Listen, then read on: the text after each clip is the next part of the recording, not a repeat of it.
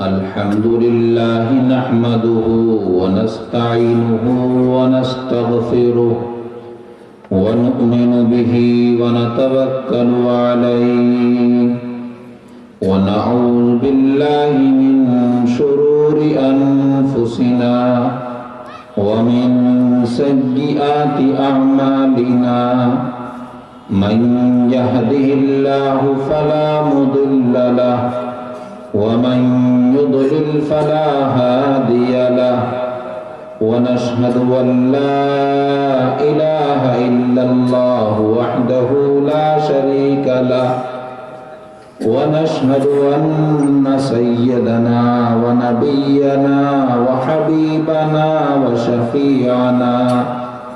وبارك وسلم تسليما كثيرا. أما بعد فأعوذ بالله من الشيطان الرجيم. بسم الله الرحمن الرحيم. يا أيها النبي إنا أرسلناك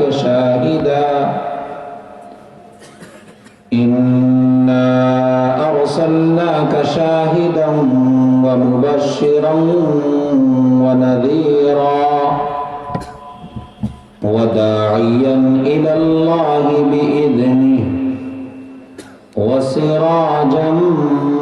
منيرا.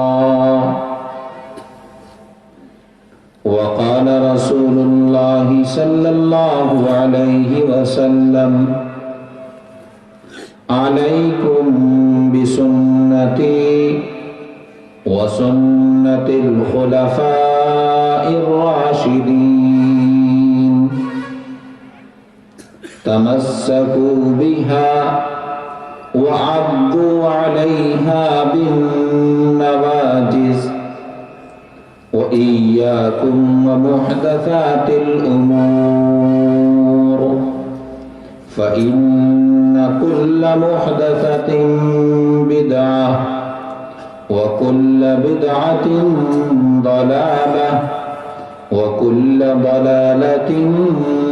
في النار أو كما قال رسول الله صلى الله عليه وسلم. اسٹیج پر موجود حضرات علماء کرام اور اس پنڈال کے اندر جلسہ گاہ کے اندر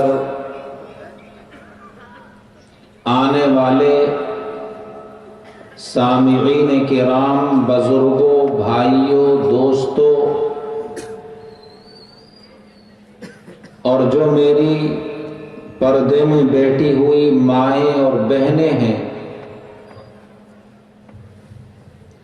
سبھی سے میں بڑے ادب کے ساتھ، احترام کے ساتھ قرآن کریم کی اس آیت پاک اور جناب رسول اللہ صلی اللہ علیہ وسلم کی اس مختصر سی حدیث پاک کی ضروری وضاحت کرنے کی کوشش کروں گا. اللہ تعالی مجھے صحیح بات کہنے کی توفیق عطا فرمائے اور پھر ہم سب کو اس پر عمل کرنے کی توفیق عطا فرمائے. اس سے پہلے کہ میں قرآن کی اس آیت کے تعلق سے کچھ عرض کروں، ایک اپنی دلی خوشی اور مسرت کا اظہار آپ حضرات کے سامنے کر دینا ضروری سمجھتا ہوں. مجھے بڑی خوشی اور مسرت اس وقت میں یہ ہے کہ اس سرزمین آسام پر، آسام کے اس علاقے میں میری حاضری ہوئی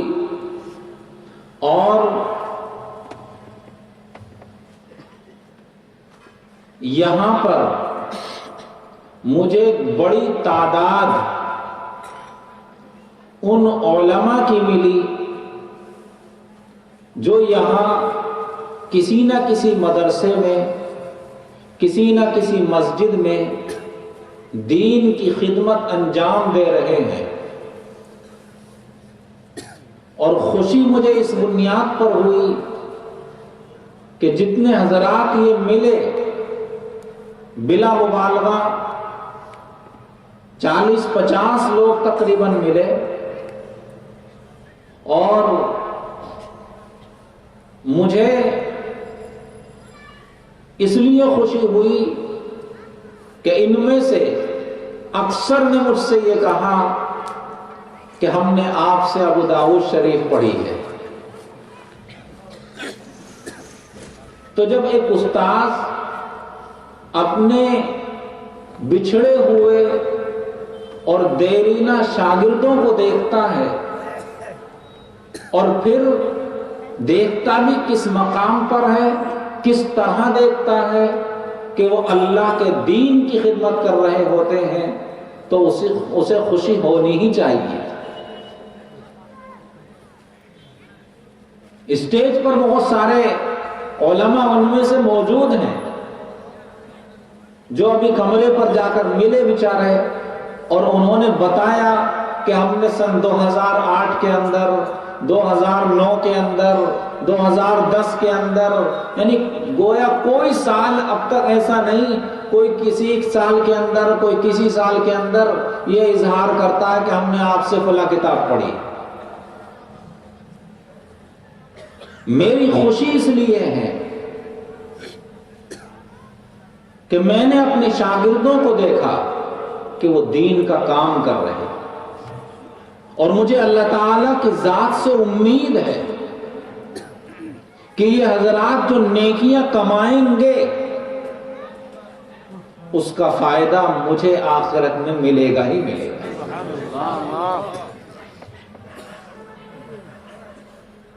میں اس پر اپنے اس استاذ محترم کی ایک بات سناتا ہوں، براہ راست انہوں نے میرے سامنے کہا، دارالعلوم دیوبند کے شیخ الحدیث محدث کبیر حضرت مولانا مفتی سعید احمد صاحب پالن پوری علیہ الرحمہ، پوری دنیا ان کو جانتی ہے، جب دارالعلوم دیوبند میں حضرت تشریف نہیں لائے تھے، اس سے پہلے راندیر گجرات میں ایک جگہ ہے، حضرت وہاں پڑھاتے تھے۔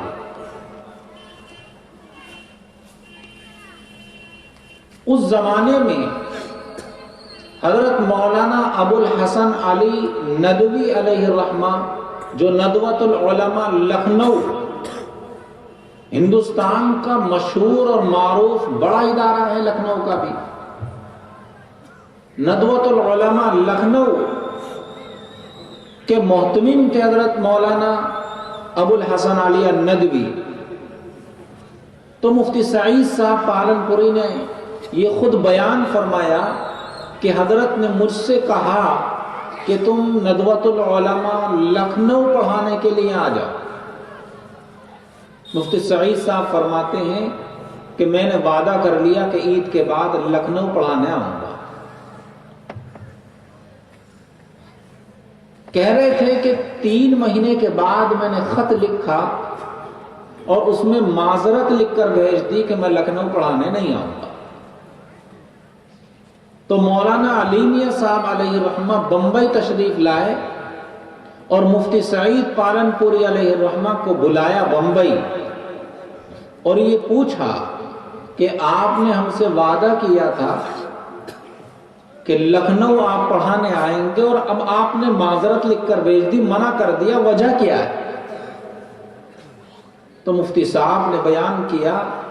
کہ میں نے ان سے یہ بتایا کہ میں نے لکھنؤ آنے کا ارادہ اس لیے کیا تھا کہ لکھنؤ کا مدرسہ بہت بڑا مدرسہ ہے، وہاں زیادہ شاگرد میرے ہوں گے، زیادہ لوگوں کو پڑھانے کا موقع ملے گا،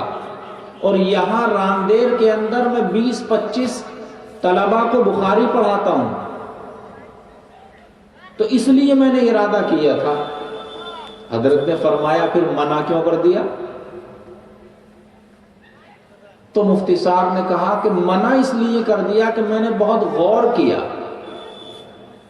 میں نے یہ دیکھا کہ ندوۃ العلماء لکھنؤ سے پڑھ کر جانے والے طلبا سعودی عرب چلے گئے، کویت چلے گئے، بحرین چلے گئے، قطر چلے گئے، ان کی عربی زبان اچھی ہوتی ہے، اس میں انہیں مہارت ہوتی ہے، اور بڑے بڑے ملکوں میں جا کر ملازمتیں ان کو مل جاتی ہیں، اور جب سرکاری ملازمتیں، زیادہ پیسے کی ملازمتیں مل جاتی ہیں تو آدمی اس میں لگ جاتا ہے۔ دوسری طرف میں نے دیکھا کہ میرے وہ شاگرد جن کو میں پڑھا رہا ہوں، ان میں سے ہر ایک دین کی خدمت میں لگا ہے، کوئی امامت کر رہا ہے،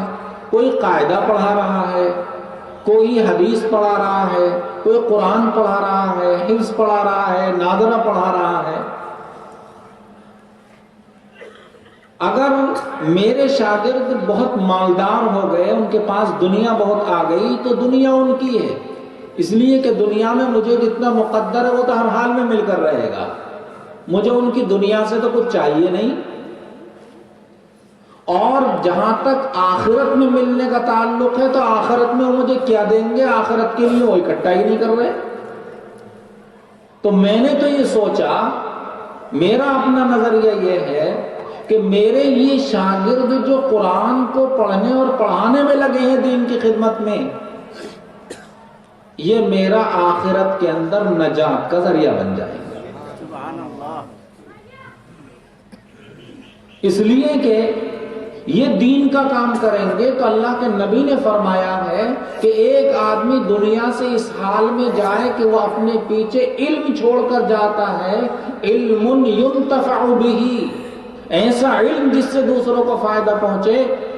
تو یقیناً اس کا اجر اسے آخرت میں ملتا رہے گا مرنے کے بعد بھی۔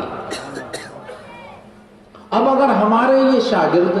بیچارے قرآن پڑھیں گے، پڑھائیں گے، مدرسوں میں پڑھائیں گے، تو ہمیں باری تعالیٰ کی ذات سے امید ہے کہ ان کے کمائے ہوئے اجر و ثواب میں ہمیں بھی آخرت میں کوئی نہ کوئی حصہ مل جائے گا۔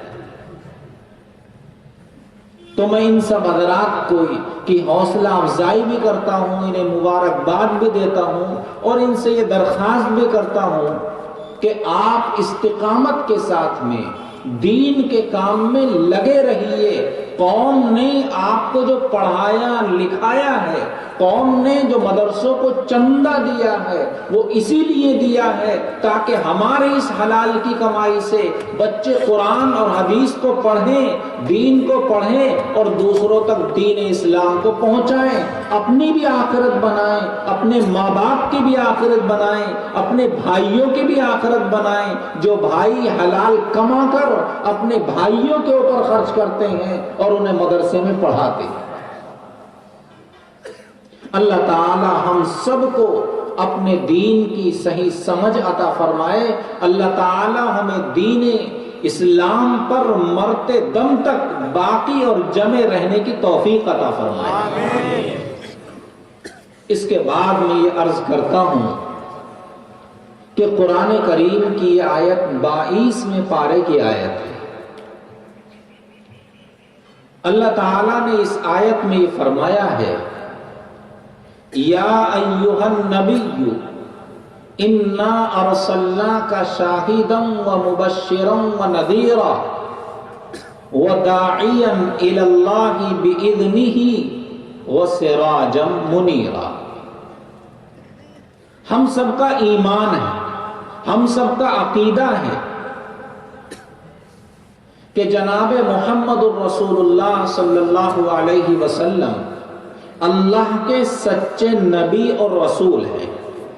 اور سب سے آخری پیغمبر، آخری رسول ہیں۔ آپ کے بعد آخرت یعنی آپ کے بعد قیامت تک کوئی نبی اور رسول اس دنیا کے اندر آنے والا نہیں ہے،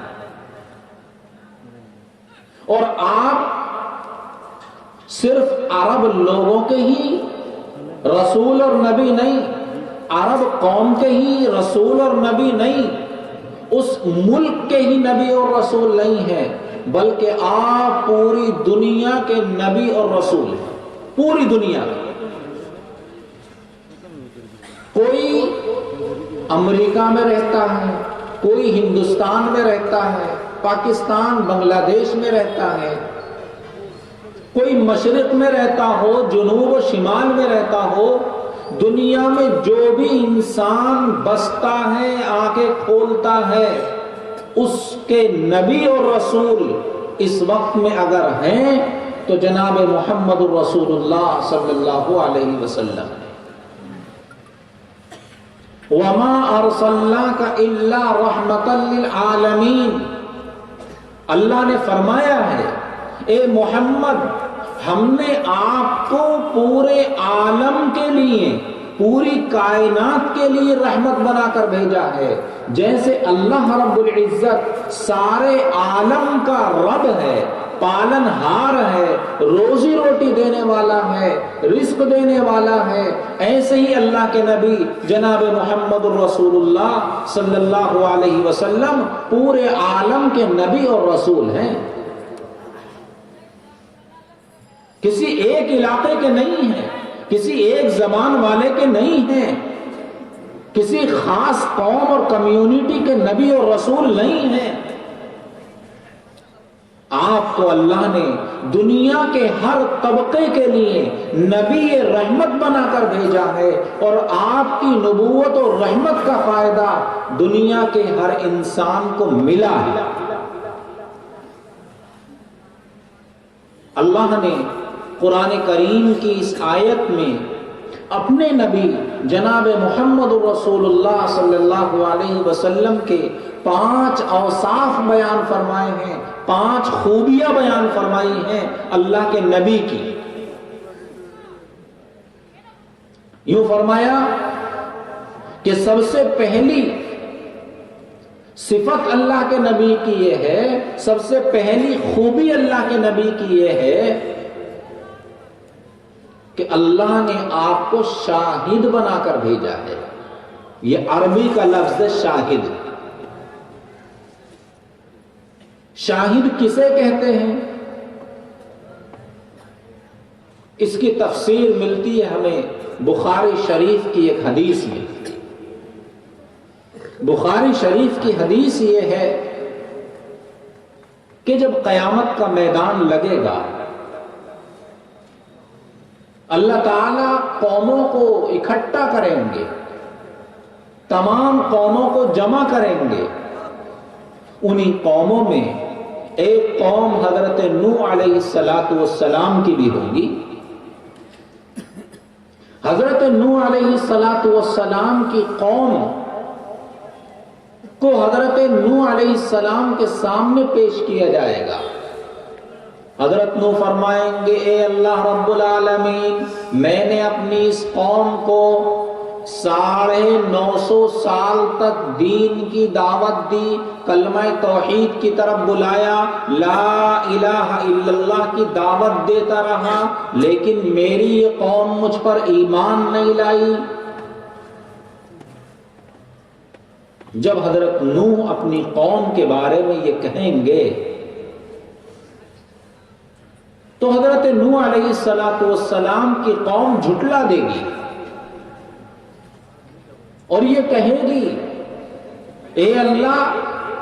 نوح جھوٹ بولتے ہیں، نوح نے ہمیں دعوت نہیں دی ہے، نوح غلط بیانی کر رہے ہیں۔ اب حضرت نوح علیہ السلام سے اللہ فرمائے گا تمہاری قوم تو تمہیں جھٹلا رہی ہے کہ تم نے 950 سال تک اپنی قوم کو دین کی دعوت دی، تم اپنی بات پر گواہ پیش کرو۔ تو حضرت نوح علیہ السلام گواہی کے لیے اس کائنات میں حضرت آدم سے لے کر اور قیامت تک آنے والی انسانیت کے آخری فرد تک سب سے بڑی قوم اور سب سے بڑی کمیونٹی جو ہوگی وہ امت محمدیہ ہوگی۔ آپ کی امت سے بڑی قوم کوئی دنیا کے اندر نہیں ہوگی۔ حضرت نوح علیہ السلام اپنی گواہی کے لیے اس امت محمدیہ کو، جس میں آپ بیٹھے ہیں اور ہم ہیں، یاد رکھیے اللہ کے نبی کی بات برحق ہوتی ہے، ذہن کے اندر بٹھا لیجئے، آپ میں سے ہر فرد کو حضرت نوح کے بارے میں گواہی دینی۔ آپ نے کلمہ پڑھا ہے، آپ امت محمدیہ میں ہیں، آپ گواہی دیں گے حضرت نوح علیہ السلام کے بارے میں۔ حضرت نوح علیہ السلام اس امت محمدیہ کو اللہ کے سامنے پیش کریں گے، اور یہ پوری کی پوری امت محمدیہ، سارے ایمان والے، سارے مسلمان، چاہے وہ انگریز ہو، چاہے وہ یعنی انگریزی زبان جاننے والا ہو، فرانسیسی جاننے والا ہو، عربی جاننے والا ہو، ہندی جاننے والا ہو، اردو جاننے والا ہو، بنگلہ جاننے والا ہو، اور بھی جتنی زبانیں ہیں، سارے مسلمان اکٹھے ہوں گے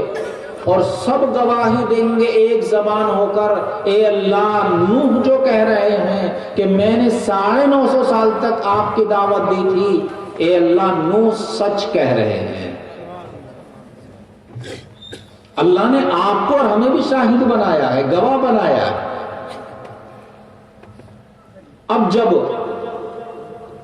امت محمدیہ حضرت نوح علیہ السلام کی گواہی دے گی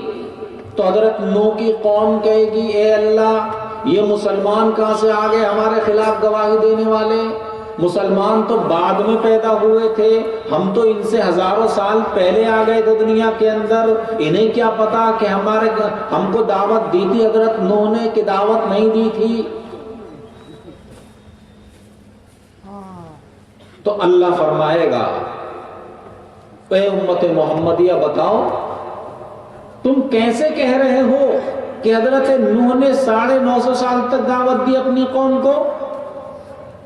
تو اس وقت میں سارے مسلمان اکٹھے ہو کر یہ کہیں گے، اے اللہ، ہمیں تو آخری نبی جناب محمد الرسول اللہ صلی اللہ علیہ وسلم نے بتایا تھا کہ حضرت نوح علیہ السلام نے اپنی قوم کو 950 سال دعوت دی ہے، اور حضرت محمد آخری نبی ہیں اور تمام انبیاء کے امام ہیں، سردار ہیں، اے اللہ، وہ تو جھوٹ نہیں کہہ سکتے ہیں، انہوں نے جو کچھ کہا ہے صحیح کہا ہے، اس وجہ سے ہم گواہی دے رہے ہیں کہ حضرت نوح علیہ السلام نے اپنی قوم کو 950 سال دعوت دی ہے۔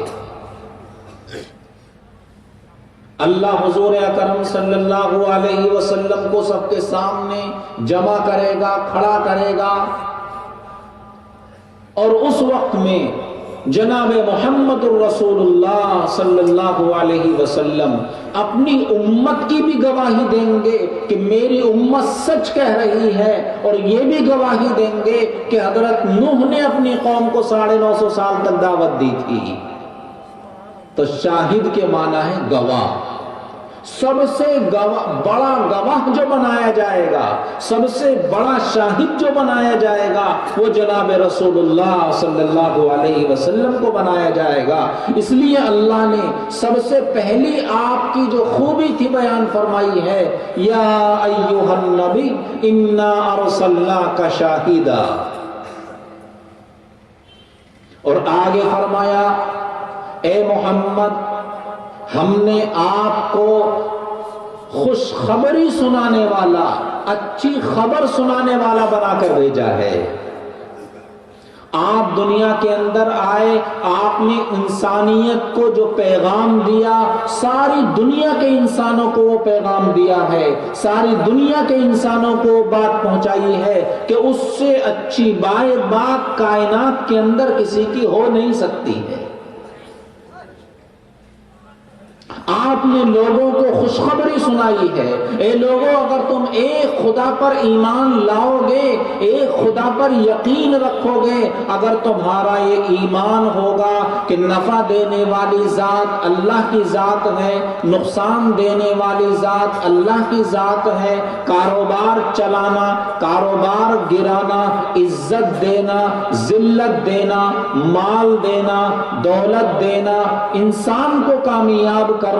انسان کو ناکام کرنا، انسان کی زندگی کے لیے خوشیاں میسر کرنا، انسان کی زندگی میں رنج اور غم پیدا کرنا، اگر کسی کا کام ہے تو اللہ رب العالمین کا کام ہے۔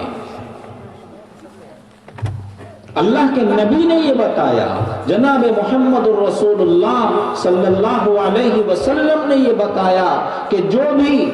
اللہ پر ایمان رکھے گا، اللہ کی صفات پر ایمان رکھے گا، وہ بندہ جنت کا مستحق ہے، اسے جنت کی بشارت دے دی۔ آپ نے جنت کے بارے میں بتایا کہ اللہ نے جنت کو ایسا بنایا ہے کہ نہ کسی آنکھ نے کبھی دیکھا ہے، نہ کسی کان نے اس کی خوبیوں کو سنا ہے، اور نہ کسی کے دل پر کوئی خیال گزرا کہ جنت کا ایسا نمونہ ہوگا، جنت کے اندر ایسی چیزیں ہوں گی۔ تو اللہ نے آپ کو خوشخبری دینے والا بنا کر بھیجا ہے، اور اللہ نے آپ کو تیسری صفت بیان فرمائی، اللہ نے آپ کو ڈرانے والا بنا کر بھی بھیجا ہے کہ آپ نے لوگوں کو ڈرایا، اے لوگوں اگر تم اپنے اللہ کی اطاعت نہیں کرو گے، اپنے رب کی بات نہیں مانو گے، اس کے احکامات پر نہیں چلو گے تو اللہ تمہیں سزا بھی دے گا۔ اللہ انتقام والا بھی ہے، اللہ پکڑ بھی کر لیتا ہے، اللہ مواخذہ بھی کر لیتا ہے۔ اگر تم اللہ کی ہدایات پر زندگی نہیں گزارو گے تو یاد رکھو اللہ کی پکڑ بڑی سخت ہوتی ہے۔ اللہ نے ڈرانے والا بنا کر بھی بھیجا ہے آپ کو، اور آگے فرمایا وَدَاعِيًا إِلَى اللَّهِ بِإِذْنِهِ، اور اللہ نے آپ کو دین حق کا داعی بنا کر بھیجا ہے۔ داعی اسے کہتے ہیں جو خیر کے کاموں کی طرف بلائے،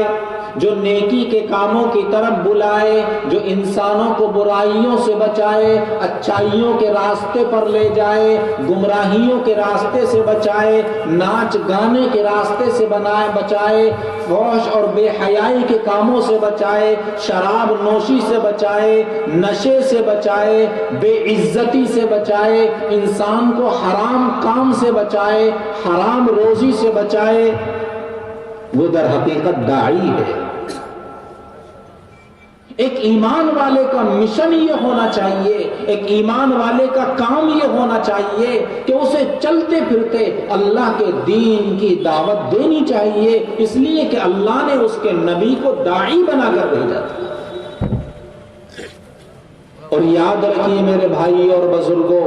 آج ہم نے یعنی مسلمانوں نے دعوت کو چھوڑا، دین کی دعوت دینی کم کر دی، تو آج شیطان ہمیں دعوت دے رہا ہے۔ یہ عجیب بات ہے، جب ایمان والا بندہ ایک مسلمان اپنی ذمہ داری کو چھوڑتا ہے، دعوت کے کام کو چھوڑتا ہے، لوگوں کو خیر کی طرف بلانے سے بھاگتا ہے، تو پھر شیطان اپنا کام بڑھا دیتا ہے، شیطان اپنی طرف لوگوں کو دعوت دینے لگتا ہے۔ اور آج کی صورتحال یہی ہے کہ دیواریں آپ کو دعوت دیتی ہیں گناہوں کی، پوسٹر آپ کو دعوت دیتے ہیں گناہوں کی۔ آپ دیواروں پر دیکھ لیجئے، فحاشی کے، ننگی فلموں کے، تصویروں کے فوٹو لگے ملیں گے، اشتہارات ملیں گے آپ کو لگے ہوئے، وہ سب آپ کو گناہوں کی دعوت دے رہے ہیں، اس لیے کہ آپ نے خیر کی دعوت دینی بند کر دی، آپ نے اچھائی کی دعوت دینی بند کر دی، تو اب شیطان اپنا کام کر رہا ہے کہ لوگوں کو برائی کی دعوت دے رہا ہے، بے حیائی کی دعوت دے رہا ہے۔ آج ہمارا نوجوان صبح سے شام تک کام کرتا ہے، مزدوری کرتا ہے، لیکن اپنی محنت کے کمائے ہوئے پیسے کو حرام جگہ پر لٹا دیتا ہے، ناچ گانے اور فلموں کے دیکھنے پر خرچ کر دیتا ہے، بڑی بڑی فحاشی کی پارٹیوں پر خرچ کر دیتا ہے، ناچ گانے کی محفلوں پر اپنی حلال کمائی کو لٹا دیتا ہے، ویڈیو اور آج کل تو ایک بڑا فحاشی کا ذریعہ بن گیا ہے موبائل۔ اس موبائل کے اندر نیٹ کو ریچارج کرانے میں اور اس پر فحش اور گندی فلموں کے دیکھنے میں اپنے پیسے کو اور حلال کمائی کو ضائع کر دیتا ہے۔ تو اللہ نے اپنے نبی کی یہ بڑی خوبی بیان فرمائی تھی، داعیا الی اللہ باذنہ وسراجا منیرا۔ اللہ نے آپ کو ساری انسانیت کے داعی بنا کر بھیجا تھا، آپ نے انسانیت کا سبق سکھلایا، آپ نے مالداروں کو بھی سبق سکھلایا ہے، آپ نے غریبوں کو بھی سبق سکھلایا ہے، آپ نے مزدوروں کی حوصلہ افزائی فرمائی ہے، جو لوگ اپنی محنت کرتے ہیں، کام کرتے ہیں اور مزدوری کرتے ہیں، کما کر لاتے ہیں، اپنے بیوی بچوں کا پیٹ پالتے ہیں، اللہ کے نبی نے ان کی حوصلہ افزائی فرمائی ہے، ان کی تعریف فرمائی ہے، اور پیشہ اختیار کرنے پر، کام کرنے پر، مزدوری کرنے پر اللہ کے نبی نے ان کو عزت سے نوازا۔ وہ مشہور حدیث ہے کہ پیغمبر علیہ الصلوۃ والسلام کے پاس ایک صحابی آگئے، یا رسول اللہ کچھ دے دیجئے، ہے نہیں کچھ۔ اللہ کے نبی نے کام پر لگا دیا، فرمایا کیا ہے تمہارے گھر میں؟ کہا کہ گھر کے اندر تو ایک کٹورا ہے، ایک پیالہ ہے اور کچھ ہے نہیں، اور ایک کمبل ہے۔ اللہ کے نبی نے فرمایا کہ جاؤ اس کمبل کو بھی لے کر آؤ، اس پیالے کو بھی لے کر آؤ، تدبیر دیکھیے۔ وہ کٹورا منگایا، وہ پیالہ منگایا، اور آپ نے اسے بیچ دیا 2 درہم میں، اور بیچ کر 1 درہم آپ نے ان کے حوالے کیا، اور یہ کہا کہ جاؤ 1 درہم کا تو راشن لے کر آؤ، آٹا لے کر آؤ، چاول لے کر آؤ، اور اپنے بچوں کے کھانے کے لیے گھر میں رکھو، اور 1 درہم کی کلہاڑی خریدو، اور جا کر جنگل میں جاؤ، لکڑیاں کاٹ کر اسے بیچا کرو، 15 دن کے بعد مجھ سے ملنا۔ وہ صحابی اب 15 دن کے بعد آتے ہیں، اللہ کے نبی فرماتے ہیں کیا کما کر لائے 15 دن میں؟ کہنے لگے یا رسول اللہ 10 درہم کمائے 15 دن میں۔ 10 درہم بہت بڑی رقم تھی۔ آپ نے فرمایا یہ دیکھو، محنت سے جو تم نے 10 درہم کمائے ہیں، یہ اس مال سے بہتر ہے جو مال تم مانگ کر جمع کرتے۔ اللہ کے رسول نے کام ان کو دے دیا، ان کی حوصلہ افزائی فرمائی، اور اللہ کے رسول نے مالداروں کو بھی لائن پر لگایا، ان کو ہدایت دی کہ اپنے مال میں سے زکوٰۃ نکالا کریں، غریبوں پر خرچ کیا کریں، ان کے اوپر پابندی لگا دی کہ شراب نوشی پر اپنا پیسہ ضائع مت کرو، ان کے اوپر پابندی لگا دی کہ فضول خرچی مت کرو، ان المبذرین کانوا اخوان الشیاطین، جو بھی زیادہ خرچ کرے گا، فضول خرچی کرے گا، وہ شیطان کا بھائی بنے گا۔ ان کو سیدھے راستے پر لگایا کہ اپنا پیسہ حلال جگہ پر لگاؤ، اپنا پیسہ اپنے بیوی بچوں کی تربیت پہ لگاؤ، اپنا پیسہ اپنے بچوں کی تعلیم پر خرچ کرو۔ یوں فرمایا پیغمبر علیہ الصلوۃ والسلام نے کہ انسان کے پاس جو 1 روپیہ ہوتا ہے، وہ 1 روپیہ اس کا سب سے زیادہ حقدار اگر کوئی ہوتا ہے خود انسان ہوتا ہے، اپنے کمائے ہوئے پیسے کا سب سے زیادہ حقدار اگر ہے تو خود وہ انسان ہے جو کما کر لا رہا ہے، اس کے بعد اس کے بیوی بچے اس پیسے کے زیادہ حقدار ہیں۔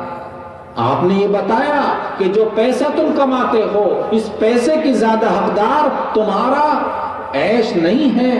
تمہارا فضول خرچی کرنا نہیں ہے، تمہارا شراب نوشی کرنا نہیں ہے، تمہارا بے حیائی کے کام کرنا نہیں ہے، بلکہ اس پیسے کو اپنی ذات پر خرچ کرو، اپنے کھانے پینے پر خرچ کرو، اپنے بیوی بچوں پر خرچ کرو، اپنے بچوں کی تعلیم پر خرچ کرو۔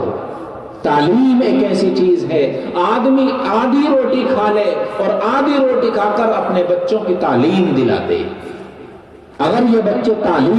تعلیم یافتہ ہوں گے، ان کے پاس علم ہوگا، دین کا علم ہوگا، دنیا کا علم ہوگا، تو یہ عزت کے ساتھ زندگی گزاریں گے۔ اور اگر آپ نے اپنے بچوں کو نہیں پڑھایا، نہیں لکھایا، تو انہیں ذلت اور رسوائی کا سامنا کرنا پڑے گا۔ میں تو کہتا ہوں آپ اپنے بچوں کو ہنرمند بنائیے، اپنے بچوں کو اعلیٰ تعلیم دلائیے۔ آپ کے بچوں کے پاس میں علم ہونا چاہیے۔ آپ اپنے بچوں کو مزدور مت بنائیے، خالی آپ اپنے بچوں کو نوکر مت بنائیے۔ ان کے پاس اعلیٰ تعلیم ہو اور وہ اس درجے کے ہو جائیں کہ ان کے پاس کام کرنے والے دوسرے لوگ ہیں، وہ خود نوکر نہ ہو، وہ اپنے پاس دوسروں کو روزگار دینے والے بنے۔ جو مالدار ہیں ان مالداروں کو چاہیے کہ وہ کمپنیاں کھولیں، وہ کارخانے کھولیں، اپنے کارخانوں میں غریبوں کو مزدوری دیں، غریبوں کو نوکریاں دیں۔ یہ تو اللہ کے نبی کی تعلیم ہے۔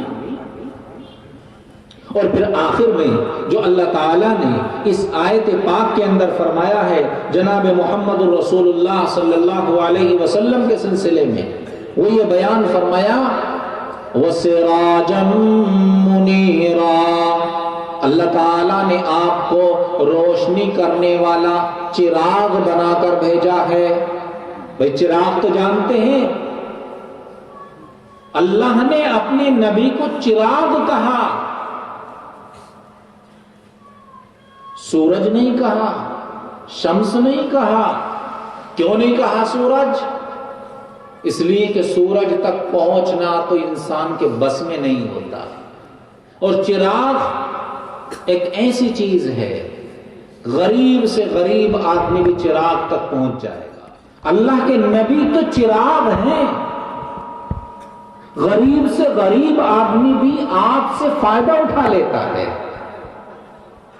اللہ کے نبی کے پاس تو مالدار بھی جاتے تھے اور اللہ کے نبی کے پاس غریب بھی جایا کرتے تھے۔ آپ نے غریبوں کو بھی، مالداروں کو بھی دین سکھلایا۔ آپ روشنی کا چراغ ہیں۔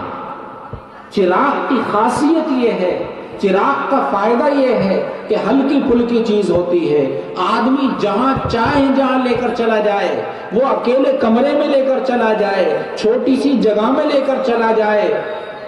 اور ہر آدمی آسانی کے ساتھ اس سے فائدہ اٹھا لے۔ اللہ کے نبی کی شان ایسی ہی تھی، اللہ کے نبی کی ذات ایسی ہی تھی کہ اللہ کے نبی سے ہر ایک نے فائدہ اٹھایا ہے، جیسے چراغ سے ہر ایک فائدہ اٹھاتا ہے۔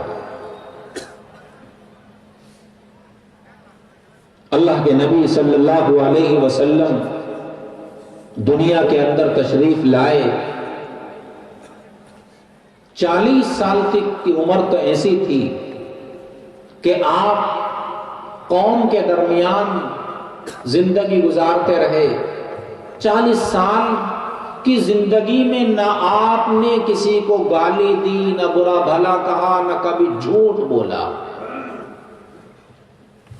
40 سال کے بعد جب نبوت ملی، اللہ نے آپ کو نبی بنایا، تو آپ نے دین کی دعوت دی، اپنی نبوت کا اعلان کیا، تو بعض لوگوں نے آپ کو کہہ دیا ہے تو دیوانے ہو گئے، غلط بیانی سے کام لیتے ہیں، اللہ نے نہیں کہا ہے ان کو۔ تو آپ نے فرمایا بتاؤ تو صحیح، کیا میں نے 40 سال کی عمر تمہارے درمیان گزاری کبھی جھوٹ بولا؟ کہ نہیں۔ تو پھر بتاؤ آج کی جھوٹ بولوں گا 40 سال کے بعد؟ مجھے کون سا لالچ ہے کہ میں تم سے غلط بیانی کروں گا، جھوٹ بولوں گا؟ نہ مجھے دولت چاہیے، نہ مجھے حکومت چاہیے، نہ مجھے خوبصورت عورتیں چاہیے، مجھے کچھ نہیں چاہیے۔ میں بے غرض ہو کر تم لوگوں کو سیدھا راستہ دکھانے کے لیے آیا ہوں، تم لوگوں کو تمہارے پروردگار اور تمہارے پالنے والے رب تک ملانے کے لیے آیا ہوں، میرا اور کوئی مقصد نہیں ہے۔ اللہ نے آپ کے منتخب ساتھی حضرت ابو بکر صدیق رضی اللہ تعالیٰ عنہ، حضرت عمر فاروق رضی اللہ تعالیٰ عنہ، حضرت علی مرتضی رضی اللہ عنہ، حضرت عثمان غنی رضی اللہ تعالیٰ عنہ، اور بہت سارے صحابہ ساتھی آپ کو عطا فرما دیے جنہوں نے اپنی جان، اپنا مال اللہ کے نبی پر قربان کر دیا اور زندگی بھر آپ کے ساتھ رہے۔ اور پیغمبر علیہ السلام نے 23 سال نبوت کی زندگی اس دنیا میں گزاری اور سب سے زیادہ کامیاب انسان بن کر آپ دنیا سے گئے ہیں۔ آپ نے اپنا مشن پورا کیا۔ جب آپ دنیا سے جا رہے تھے تو پیغمبر علیہ السلام یہ فرما کر گئے، آپ کو اور ہمیں یہ نصیحت کر کے گئے، ترکت فیکم امرین، اے لوگو میں تمہارے لیے 2 چیزیں چھوڑ کر جا رہا ہوں۔ کتنی چیزیں بھائی؟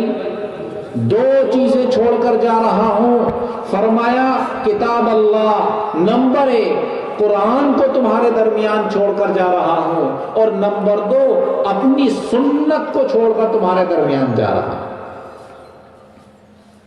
یوں فرمایا اگر قرآن کو اور میری سنت کو تم اختیار کرو گے، لن تضلوا بعدی، تو میرے بعد کبھی گمراہ نہیں ہو سکتے، میرے بعد تم راستہ نہیں بھٹک سکتے، میرے بعد تم میرے علاوہ کسی دوسرے کی اتباع نہیں کر سکتے، میری ہی اتباع کرو گے، میرے ہی لائے ہوئے دین پر چلو گے اگر تم میرے طریقے، میری سنت کو اور قرآن کو مضبوطی سے تھامے رہو گے۔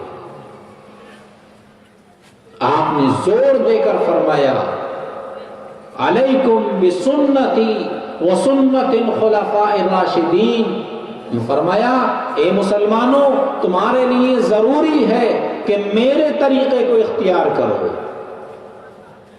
کھانے میں، پینے میں، سونے میں، جاگنے میں، چلنے میں، پھرنے میں، دوست و احباب سے ملنے جلنے میں، ہر جگہ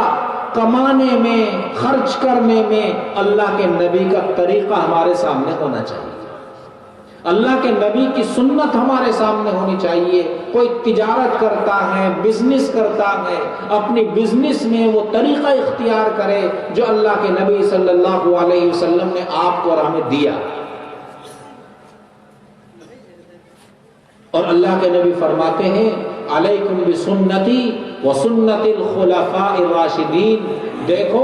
میرا طریقہ بھی اختیار کرنا، اور میرے صحابہ میں حضرت ابو بکر ہیں، حضرت عمر ہیں، حضرت عثمان ہیں، حضرت علی مرتضی ہیں، یہ خلفاء راشدین ہیں، یہ بھی سیدھے راستے پر ہیں، ان کا بھی طریقہ اختیار کرنا، ان کی سنت کو بھی اختیار کرنا۔ آپ گویا یہ پیغام دے کر جا رہے ہیں اس انسانیت کو، اس امت کو، ابو بکر جو کریں گے وہ کام سنت ہوگا، عمر جو کام کریں گے وہ کام سنت ہوگا، عثمان غنی جو کام کریں گے وہ کام سنت ہوگا، علی مرتضی جو کام کریں گے وہ کام سنت ہی ہوگا۔ اللہ تعالی ہمیں اپنے دین پر مرتے دم تک قائم اور دائم رکھنے کی توفیق عطا فرمائے، اور اللہ تعالی ہمیں اپنے دین کی خدمت کے لیے قبول فرمائے۔ اور بھائی یہ جو مدارس اسلامیہ ہیں، جو مدرسے چل رہے ہیں، یہ مدرسے ہندوستان کے مسلمانوں کے لیے سراپائے رحمت ہیں، ان کی دین کی حفاظت کا ذریعہ ہیں۔ ہر مسلمان ٹھنڈے دماغ سے ذرا سوچ لے کہ اگر یہ مدرسے نہ ہوتے تو ہم امام کہاں سے لاتے، ہم تراویح پڑھنے کے لیے، قرآن سنانے کے لیے حافظ کہاں سے لے کر آتے، ہم اچھے قرہ اور اچھے قاری کہاں سے لاتے۔ یہ علماء جو دین کی باتیں آپ تک پہنچاتے ہیں، دین کا پیغام آپ تک لاتے ہیں، یہ علماء ہمیں کہاں ملتے؟ یہ جو مدارس اسلامیہ ہیں، مدارس دینیہ ہیں، ہندوستان کی زمین پر بسنے والے مسلمانوں کے لیے اللہ کی رحمت اور نعمت غیر مترقبہ کے علاوہ کچھ نہیں ہے۔ یہ اللہ کی بہت بڑی نعمت ہے۔ اگر ہم اللہ کی اس نعمت کی قدر کریں گے، ان مدارس کو زندہ رکھیں گے، یاد رکھیے ہماری نسلوں کے پاس دین رہے گا۔ اور اگر ہم نے ان مدارس کی حفاظت نہیں کی، ان مدارس کو نہیں بچایا، تو پھر ہماری نسلوں کے دین کا بس اللہ ہی حفاظت فرمائے، ان کے دین کا کیا حال ہوگا۔ اللہ تعالی ہمارے ان مدارس کی حفاظت فرمائے، اور اللہ تعالی ہمارے دین کی حفاظت فرمائے، اور اللہ ہمیں صحیح سمجھ اور صحیح عقل عطا فرمائے، جس کی روشنی میں ہم اپنے خدا تک کامیابی کے ساتھ پہنچ جائیں۔ وآخر دعوانا الحمد للہ رب العالمین۔ چندہ بھی ہوتا ہے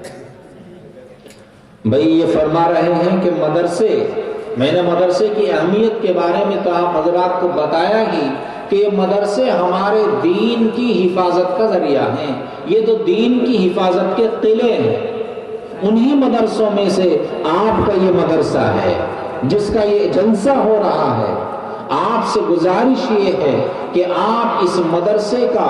بڑھ چڑھ کر تعاون فرمائیں، جتنا جس سے ہو سکتا ہے وہ تعاون فرمائیں، زکوٰۃ کی رقم سے، صدقات اور خیرات کی رقم سے۔ یہ مدرسہ آپ ہی کا مدرسہ ہے۔ آج 1 روپیہ حلال کمائی کا اس کے لیے دو گے، آخرت میں اللہ 70 اور 700 عطا فرمائے گا، اور آخرت کا تو 1 بھی مل جائے تو بہت بڑی نعمت ہوگی وہ۔